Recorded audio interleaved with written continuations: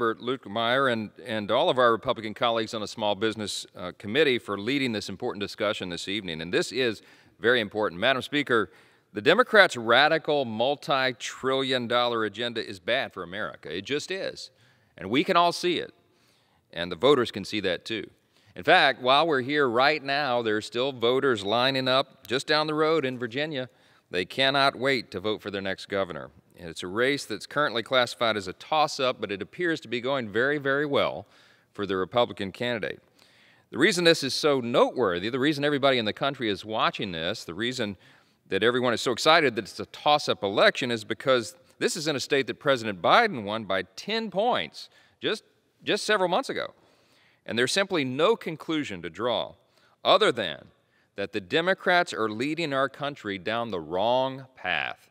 That's what the polling says, and even the mainstream media outlets have had to report on that in the last few days. It is the content of this tax and spend agenda, and not just the cost, that is especially dangerous for American families and our economy overall. You just have to think about the harmful effects the Democrat bill is going to have on our local businesses, and many of whom, by the way, we all know are already operating on shorter hours due to the current labor shortage. But specifically, the legislation that is being debated and pushed through even this week is that the Democrats want to increase OSHA penalties. Increase penalties on small businesses. That's a tax. They want to reduce the pass-through deduction. That's a tax. They want to increase the regulatory burden on small business owners at the worst possible time. You know what that amounts to? A tax.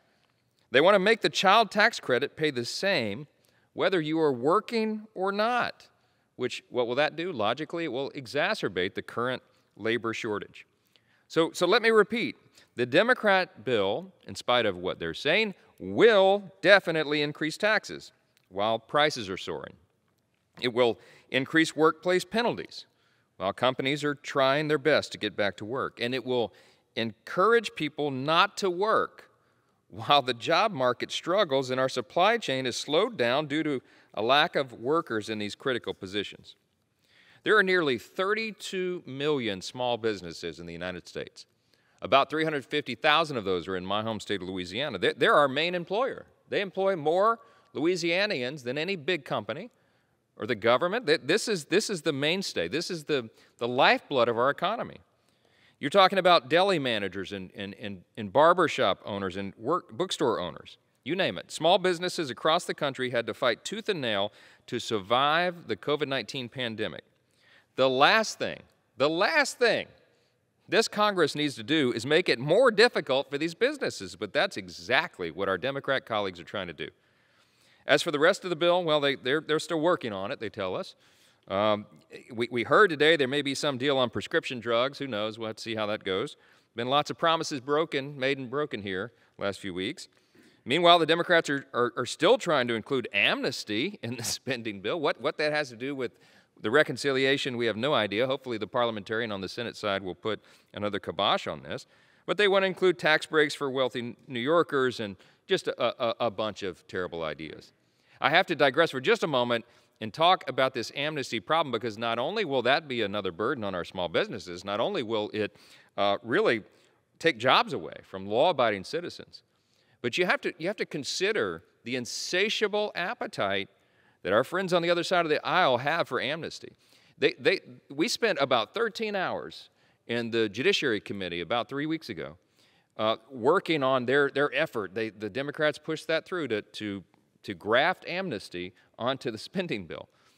And after all those hours, near the very end, late at night, we asked them if there was any end to this appetite they have for amnesty. We're talking about maybe as many as 10 million illegals who have come across the border. And we brought a few amendments, and we've talked about this in our conference, but we said, you know, gee, if you're going to grant amnesty, and you all have the votes in the committee to move this through, we understand that, but we just want to see if there is any limit on who you might include in amnesty. So we brought an amendment to the bill and said, you know, what if someone is a known MS-13 gang member? Surely you would want to exclude them from your amnesty plan. And I'll tell you, Every single Democrat on our committee voted that amendment down. Of course, every Republican voted yes. So then we said, well, wait a minute.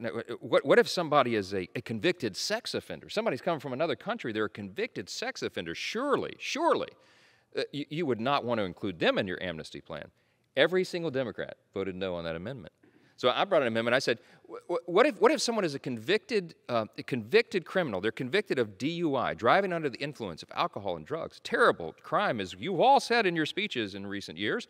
It kills thousands of Americans every year. It maims hundreds of thousands. Surely, if someone has been convicted of at least one DUI, you would not want to include them in your amnesty plan. Every Democrat voted it down.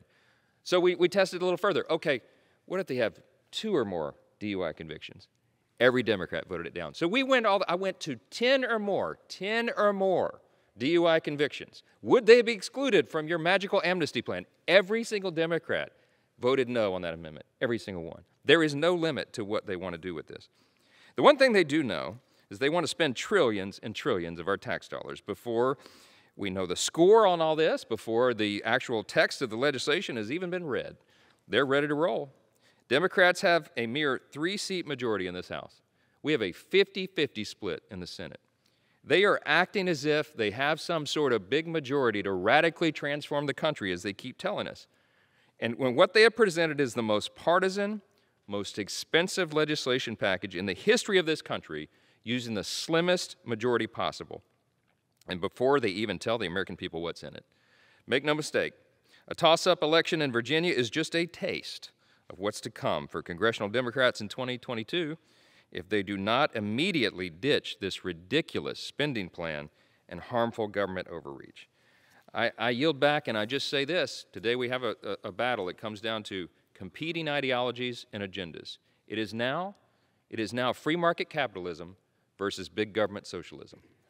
With that, I yield back. The gentleman, I'd like to have just a little minor discussion here. Sure. You made a couple points there with regards to some of the discussions you had with regards to amnesty. Did one of the questions that you posed deal with the $450,000 payment that the president is proposing to all of the folks who come here illegally? Was that voted on or talked about at all in your discussion? I so wish that proposal had been on the table before we got out of that particular hearing, because we certainly would like to have heard about that. But if you add that up, you know, you're talking about perhaps $1 million per family and $1 billion in cost overall, more cost to the American taxpayer. And by the way, that little payment that the illegal migrants would be given by the American taxpayers is more than we give to Gold Star families, persons who've been lost in the line of duty, as you know.